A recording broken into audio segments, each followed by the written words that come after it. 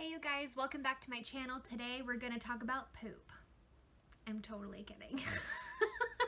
Well, not really. We're going to talk about how we potty trained our twins in a shorter amount of time. Okay, so I'm going to give you guys a little bit of like a background of when we started potty training the twins. So I want to say they're about 18 months old at the time. And the only reason that we felt inclined to start potty training was because Paris would take off her diaper. And you guessed it. So Paris was aspiring to be an artist, apparently. That is as far as I'm gonna take that. So this went on for, it felt like an eternity. I really honestly couldn't give you a time because it felt like forever.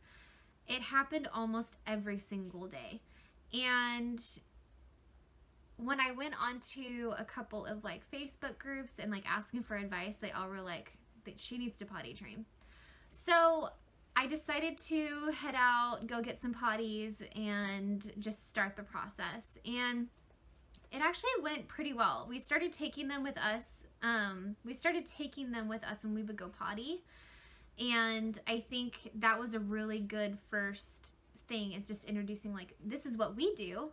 And we just kind of like started talking about it, and then we would take them to go to their potty like about every 30 minutes. And then after every time we would do like a potty dance. And so it was like a party. I think we did it for like 2 weeks actually.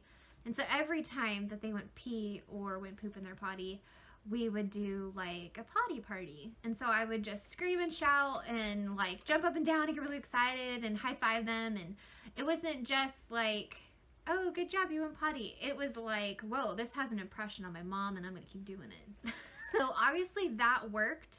However, the pooping accidents kept on happening, and I think a huge piece to the puzzle was missing, and that was their speech. In one of my previous videos, I had mentioned that the girls were doing early intervention and getting speech therapy because they were born prematurely. So I didn't realize at the time how important that was in the potty training process. I felt like all of the puzzle pieces were there except for that one piece that was missing, and I didn't realize how big of an impact that would have been on potty training. So after they started speech, which they started probably about 5 to 6 months ago, we really saw a huge change, and I voiced to them like, I really want them to be potty trained if possible, if they're ready by the time that this baby is here. So that kind of became our goal. Well, one day I decided to just take their diapers off in the morning and not put them back on. And I got their potties out, and I showed them like potty songs, and we started kind of the process all over again. And honestly, they got it like that day. I don't know if it was all of the hard work that we had accomplished months before, but it just came back instantly to them. And honestly, this time I didn't even do any treats or anything like that, but I did do I did do the potty dance for them. So I think that really has a huge impact. Another thing that I did was I got them a book about going potty, and it's just the book about, oh gosh, what is it called? It's the potty book. And I'll link that in the description box below. So something really cool that we also did with their teacher was we started getting out like little bowls from the kitchen and pretending that they were potties for their baby dolls, and we would pretend that the baby had to go potty, and so we'd be like, oh, does baby need to go potty? Let's sit them on the potty.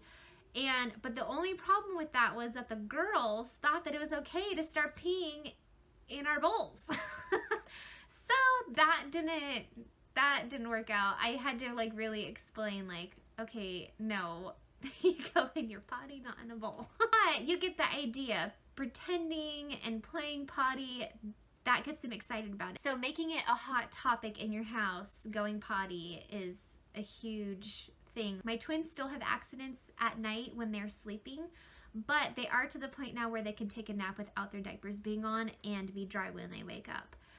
But obviously you don't want to give them like a ton of water right before nap. So that is a huge no, you don't do that. Now, we did start having accidents when they would go outside to play, and I think it was just because they were so excited to be playing outside they didn't want to come in. But what we started doing was just putting their potties out on the porch. And my first concern was, I feel like they're just going to take them and wear them for hats.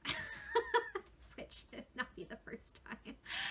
So what we started doing was we just put them there, and I walk by my kitchen window so much that I decided to put them right on the porch in front of my kitchen window so that I could see that they were still there and just make sure that they didn't get lost or anything like that. So knowing that the potties are outside and they don't have to go inside to go potty, that has helped.